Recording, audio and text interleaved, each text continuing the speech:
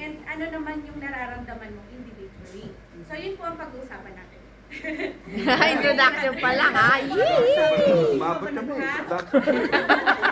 Kumabot sa introduction. Buti na lang, hinabaan mo yung... Okay, introduction pa lang yun. Introduction pa lang yun. Very good. Wala kasawa eh.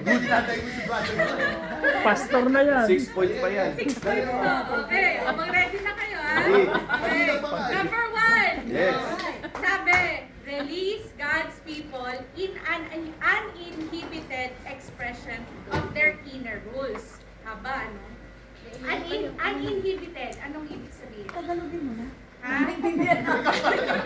Wait. Siyempre, kailangan English na gano'n. So, ang inhibited, you're acting naturally, di ba? Sophisticated, spontaneously, open, without you worrying about embarrassment. Actually, nangyayari pa to sa atin, sa iba, sa akin. Minsan habang nasa harap ako, parang nahiya pa akong tumakas ng kamay. Yes? So, ang sabi, i-release mo yung ganon na, bakit ba? Kasi syempre, the Lord desires that we worship Him without holding back. Diba? So, marami pa sa atin nahihiya, no? Tapos, yung iba nga, parang, hindi naman natin sila gustong pilitin, no? Na, oh, di ba minsan sinasabi Ang natin, hirap. taas niyo kamay niyo. Especially pag Or yun lilid. kaya, sumayaw kayo, no? Pero, syempre, may mga tao, hindi sila ganun, introvert sila. So, pero hindi ibig sabihin, hindi nila wino-worship si Lord, di ba? They can be worshiping, quietly. Baka mamaya nga di ba sa heaven, kung gagawin natin worship, di ba? Yep. What if doon, Michael Jackson pala sila, di ba? Sa pool yan. Sila. Oh, moonwalk. Oo, di ba? Di ba? So, sabi sa Psalm 24:7, lift up your heads, O you gates, be lifted up. You ancient doors, that the King of Glory may come in. Sa Psalm 24:7 po yan. Anong gate ba sinasabi doon? So, sa gate ng ating mga puso. So, dapat na tinatanggal natin yung mga barriers that we have inside. So, pansin nyo ba kasi yung culture natin, medyo self-protective. Bakit? Kasi madalas, parang may gano'n agad tayo. Bakit ako? Parang, di ba, mga sinasabi, Paniki. kanta ka doon sa harap, or sayo ka, ganyan. Yung parang worship, parang hindi nila maano. Bakit? Kasi may pinto, parang ayaw nilang buksan. So, kaya madalas si Lord kumakatok na sa atin, hindi pa rin natin mabukas, di ba? Ba't kaya, no? So, kung lang willing tayo tanggalin yung gapos ng gapos ng ating Lalim, mga ah. puso, the Gapos. King of Gusto Glory mo will Tagalog, come di ba? in. Yan. Oh, amen. Oh, my God. Sisiga for mayor. Ha? Sisiga for mayor. Ngayon. Number 2. So, sabi, di ba, i-release yung uninhibited. So, the worship also provides a verbal expression of the feelings of the heart. Yan na, di ba? Verbally na. Kakanta ka na. So, marami sa ating Christian, marami pa rin struggle, di ba? Hindi pa natin alam paano i-express yung feelings natin. May mga napapansin ba kayo gano'n? Ako, idol sila. Hindi pa nila mailabas no? Bakit kaya? Pero yun yung naitutulong ng congregational worship. Kasi ganito yung nangyari sa akin back in 2019, nung nag-umpisa pa lang po kami. Ang pinatugtog, ang kanta is Goodness of God. All my life you have been faithful. So, kami nila Joel, pwesto namin usually sa likod. Yung sa may Tapos, somehow, bigla na lang umiyak ako. Talaga naramdaman ko na lang siya. Encounter. Kasi dun sa wordings nung kanta, di ba parang, oo tama, goodness of God. So parang, parang dun ako bumukasi. Dun ko na i-express. Ito na. Then the next time, ito na, tumataas na yung kamay ko. Next time, parang magsasayaw ka na para kay Lord, di ba?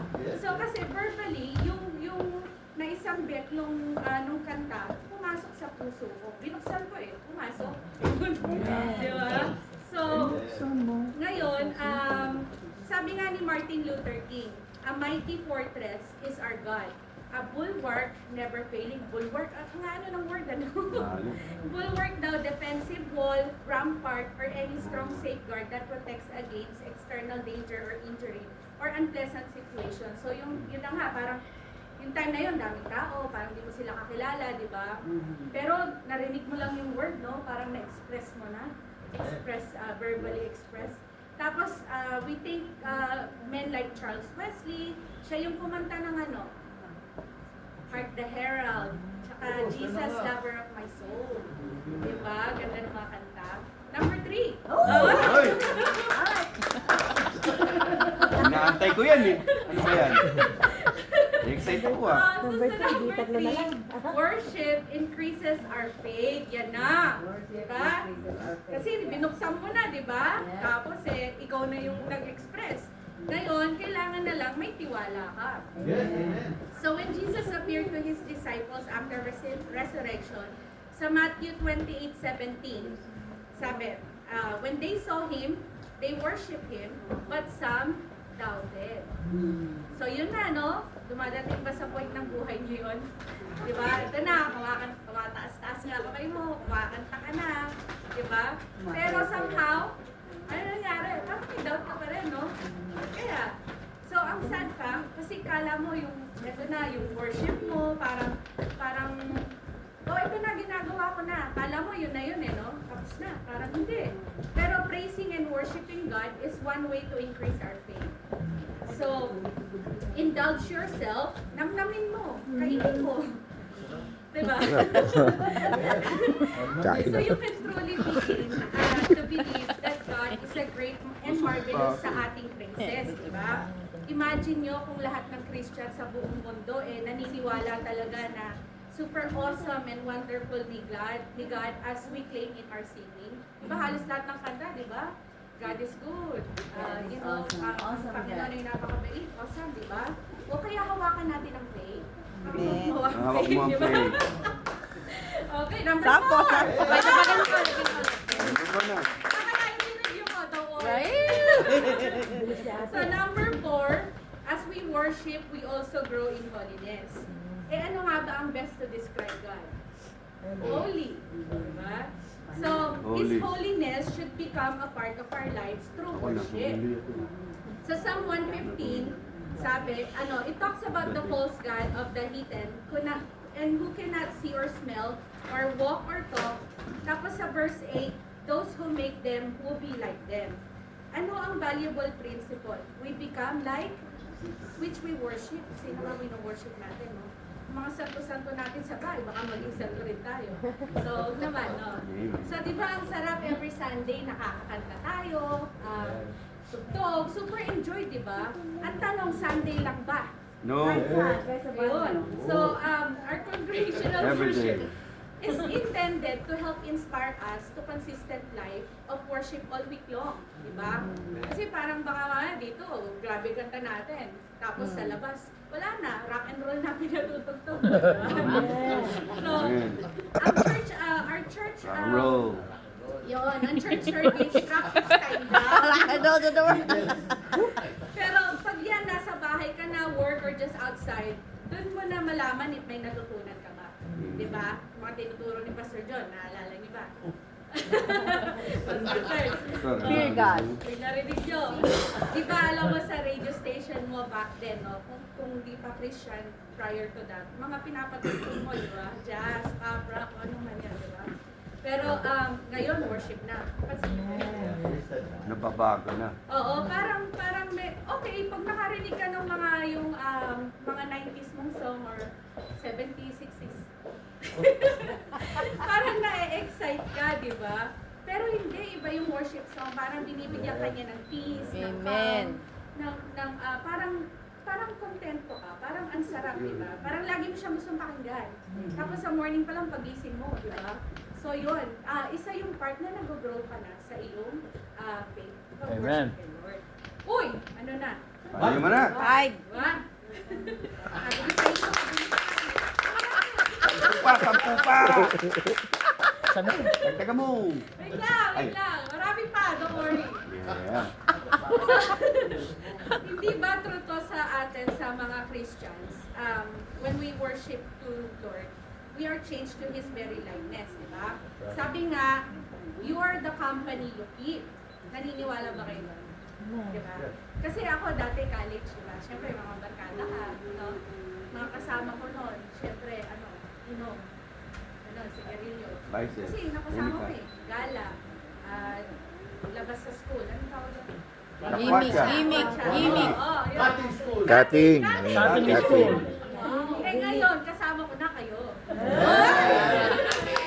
Alam ka? Halika, kating din tayo. Kating din tayo. Paano tayo, Pastor? Cutting classes na. Pansin niyo ba sa mag-aasawa? Pansin niyo, pag mag-asawa, Mag-asawa. Mag-asa. di ba sa tagal niyo nang magkasama, parang magkamukha na kayo? Wow! Pogi naman. Sabi ko daw ako lang. Kahit na parang Gwapo mo daw lang. parang kumakareho sa ginagawa. Gwapo, magaling. Sabi sa 2 Corinthians 3:18, and we who with unveiled faces all reflect the Lord's glory are being transformed into His likeness with ever increasing glory. Good. May kilala ba kayo na hanggang ngayon wala pang nababago? Worship ng worship pero walang nangyayari sa kanya. Kasi hindi pa siguro niya na-unveil yung kanyang nasa puso.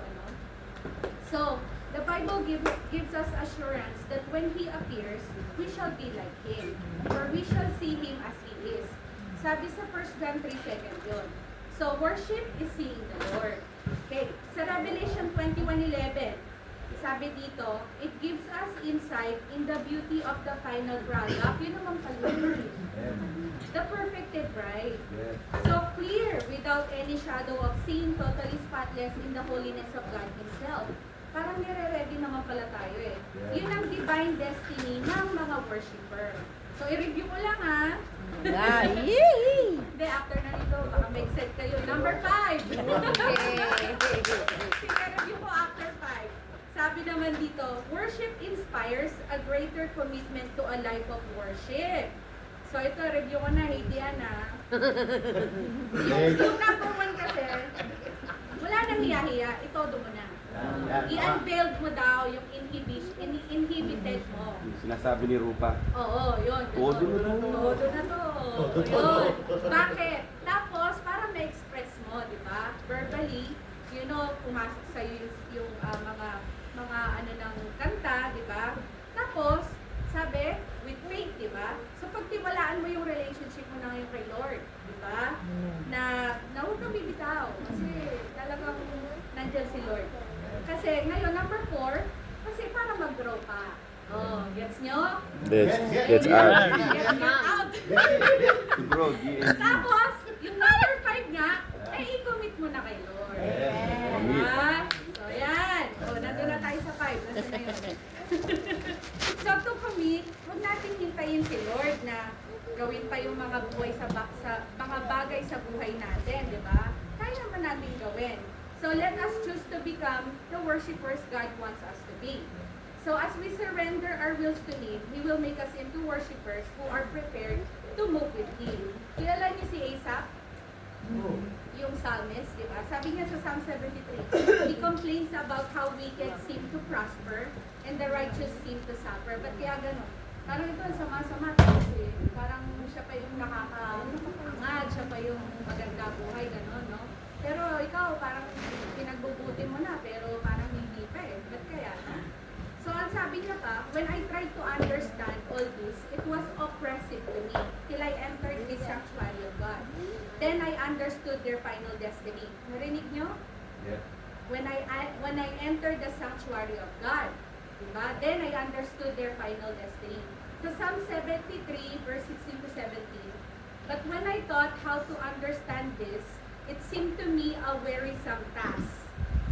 Until 17, I went into the sanctuary of God, then I discerned their end. Wow! Nangyayari ba ito sa inyo? Yeah. Parang kanila, muntik na naman mag-away. Sino ka away mo? Pagpasok ko sa congregation, parang, wow! Parang ganun agad, Oo. Bakit? Kasi, it comes ang ating congregate to worship comes with the word, with exhortation and prophecy. So ngayon, yung picture na bibigyan na to form sa head mo na putting together contribution ng saints in the holy, we can gain insight into what God is saying and doing to the earth today. So sabi sa Psalm 77:13, Thy way, O God, is in the sanctuary. The understanding of your ways in the place of worship. Diba? So truly, we begin to understand God's ways in the congregation. Pag nandito na tayo, may iba yung hangin, ano? Parang sarap-sarap amuyin, no? Ay, mga pagkain. Gusto mo na. May to go pa, diba? As praise and worship ascend to Him. And one of the beautiful expressions we find in this congregation, praise and worship, is to teach us God's ways. So, ang tawag is a flow of the prophetic ministry. Yan, lapit na tayo matapos ha. Matuwa kayo ha. So, lastly, ito na. Number 6. Number 6. So, worship prepares us for the new thing God wants us to do. You know, wala naman kasi talagang doubt, di ba? Na si God is continually doing good things sa atin. So, let's read Isaiah 43:19. Behold, I am doing a new thing. Now spring forth. Do you not perceive it? I will make a way in the wilderness and rivers in the desert. So, palagi nyo, anong hinihintay ni Lord? Ba't kaya hindi pa natin siya kasama? Nire-ready niya ba ang mga presidente sa buong mundo? Para maging Christian lahat? Or, oo, parang gano'n, di ba? O, pinapreparing niya ba ang whole world? So, hindi. Piniprepare ni God ang mga tao, ang kanyang church. Kasi, nawala eh. So, sa Luke 1:17, to make ready a people prepared for the Lord. Yun. So, God is preparing His people, His church. The church is the only thing that is holding back from bringing the fullness of His kingdom to earth. Napakaganda, no? So, alam niyo ba ang praise and worship have preparatory effects? Yung pala yun. So, alam niyo yung